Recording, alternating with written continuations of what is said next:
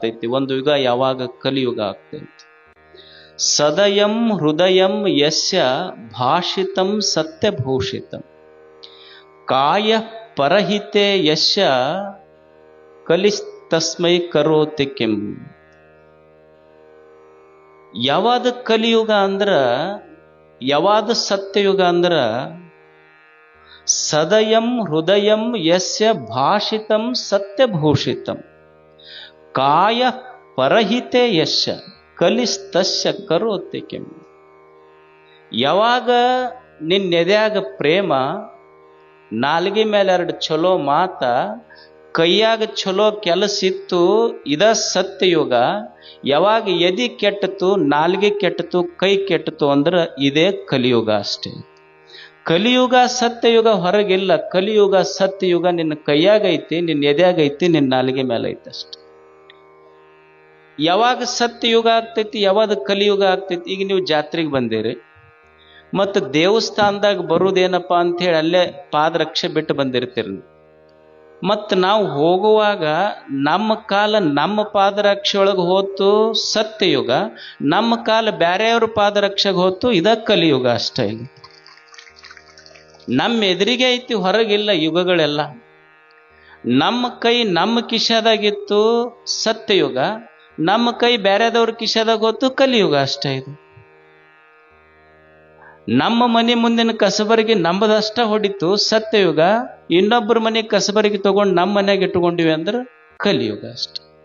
ಕಲಿಯುಗ ಸತ್ಯಯುಗಗಳು ಹೊರಗಿಲ್ಲ. ಕಲಿಯುಗ ಸತ್ಯಯುಗ ಮನುಷ್ಯನ ಮನಸ್ಸಿನಾಗ, ಮನುಷ್ಯನ ಕೈಯಾಗ, ಮನುಷ್ಯನ ನಾಲಿಗೆ ಮೇಲೆ ಯುಗಗಳದಾವ. ಸತ್ಯಯುಗವನ್ನು ಮಾಡೋರು ನಾವೇ, ಕಲಿಯುಗ ಮಾಡೋರು ನಾವೇ. ಅದಕ್ಕಿದು ಸತ್ಯಯುಗ ಆಗಬೇಕಾಗಿದ್ರ ನಮ್ಮ ಎದ್ಯಾಗ ಸ್ವಲ್ಪ ಪ್ರೇಮ ಇರಬೇಕು. ಸದಯಂ ಹೃದಯಂ ಯಶ್, ನಾಲ್ಗೆ ಮೇಲೆ 2 ಚಲೋ ಮಾತ, ಭಾಷಿತಂ ಸತ್ಯಭೂಷಿತಂ ಕಾಯ ಪರಹಿತೆ ಯಶ, ಸ್ವಲ್ಪ ಚಲೋ ಕೆಲಸ ಮಾಡು ಕೈಯಿಂದ.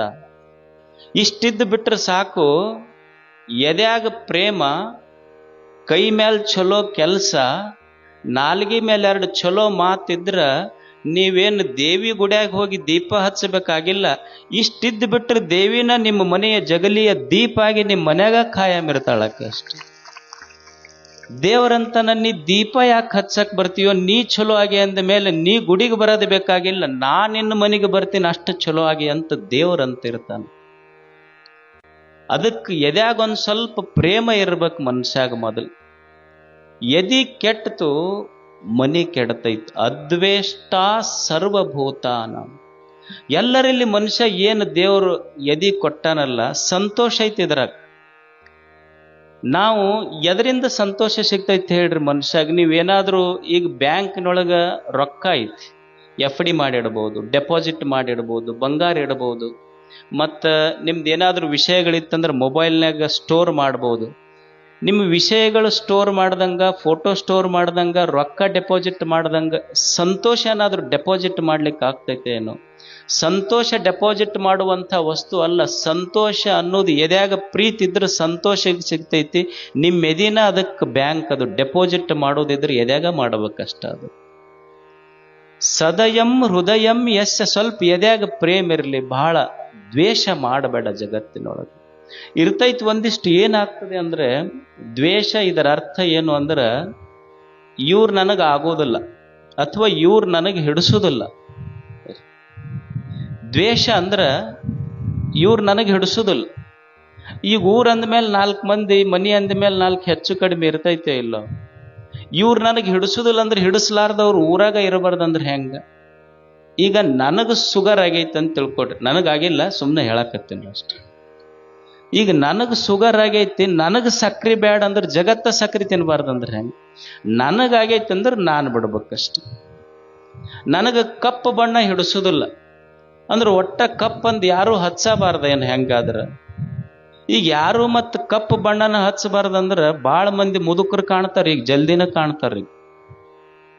ಕಪ್ಪು ಒಟ್ಟ ಹಿಡಿಸೋದಿಲ್ಲ ನೋಡ್ರಿ ಅಂದ್ರೆ ಅದು ಕಪ್ಪು ಬಣ್ಣ ಅಂತಿರ್ತೈತಿ. ಜಗತ್ತಿನೊಳಗೆ ನೀವು ಎಷ್ಟರ ಬಂಗಾರ ಹಾಕೊಳ್ರಿ, ಒಂದು ತಾಯಿ ಕೊಳ್ಳಾಗ ಒಂದರ ಕರೆಮಣಿ ಇರಬೇಕಂದ್ರನ ಶ್ರೇಷ್ಠ ಕಾಣ್ತೈತೋ. ಪೂರ ಕಪ್ಪು ಈಗಳಿ ಬೇಡಂತದ್ದು ಹೇಳ್ತೈತೆ ಮನುಷ್ಯ.